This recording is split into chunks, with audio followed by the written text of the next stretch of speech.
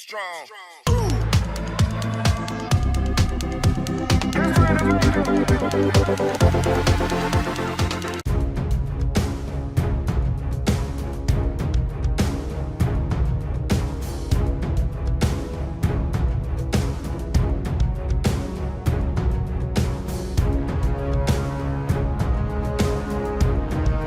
The Department of National Defense, DND, is looking at possible legal options to recover almost P2 billion advance payment from Russia following the termination of the P1.2 billion helicopter purchase deal between the two countries, according to Defense Secretary Gilberto Teodoro Jr.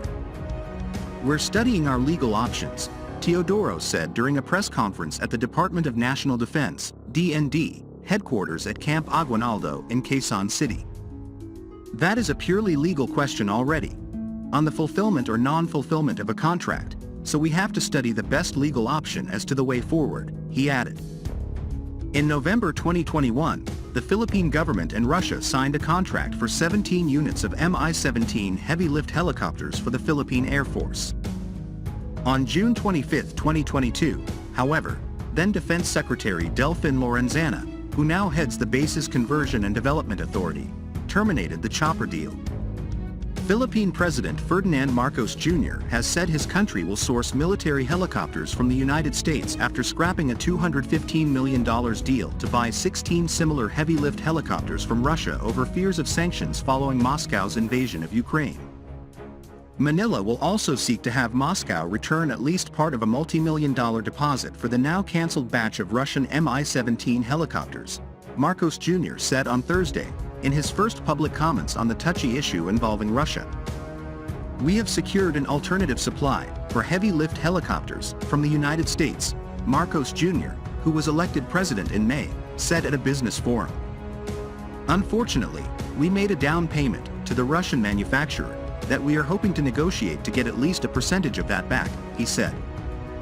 "But the deal as it stood maybe at the beginning of or in the middle of last year has already been cancelled."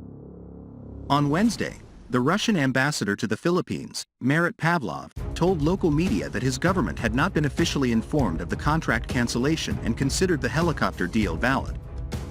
Production continued on fulfilling the order to deliver the Mi-17s, the ambassador said, adding that one had been ready for delivery since June. The government of Marcos Jr.'s predecessor Rodrigo Duterte signed the deal with Moscow in November 2021, but Duterte backed out of the agreement in the months following Russia's invasion of Ukraine in February and the imposition of wide-ranging sanctions on Russia.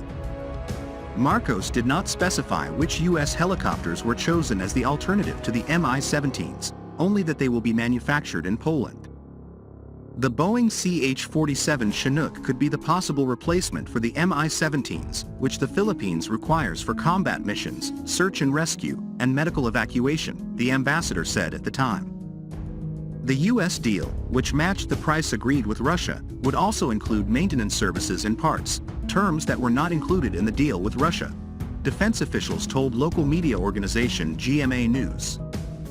Romualdez had separately told reporters that the decision to cancel the Mi-17 deal was triggered by the Ukraine war, as Manila did not want to violate a 2017 U.S. law that sanctions anyone doing business with Russia's intelligence or defense sectors. The Philippine news agency reported on Friday that the down payment paid to Russia was 1.9 billion Philippine pesos, some $32 million, and a contract termination review committee had been established to try and secure a refund from Moscow. The Philippines is a longtime U.S. ally and began a modest military modernization program in 2012. Under the scrapped Russian helicopter deal, which was signed in November 2021, the first batch of the multi-purpose Mi-17 helicopters was scheduled for delivery by Russia's Sovtechnoexport in about 2 years. Aside from the 16 helicopters, one would have been given free to the Philippines, defense officials said. Lorenzana pointed out that the deal went against the United States countering America's adversaries through Sanctions Act, which was enacted to punish Russia. Former DND officer in charge Jose Faustino Jr. admitted the difficulty of refunding the down payment since the suppliers have already invested in the project. Even before the contract was signed, many groups including Max Defense Philippines already warned that buying Russian Mi-171 HIP helicopters would be affected by CAATSA, but it seems that nobody in TGE government, not even the so-called best and brightest, understood its implications until PHP 1.7 billion was already released. Now let's see what the Marcos admin can do. As mentioned before, we believe the Philippines can only offer to reuse the money to buy other Russian products like oil and gas, instead of refund and RG it in cash.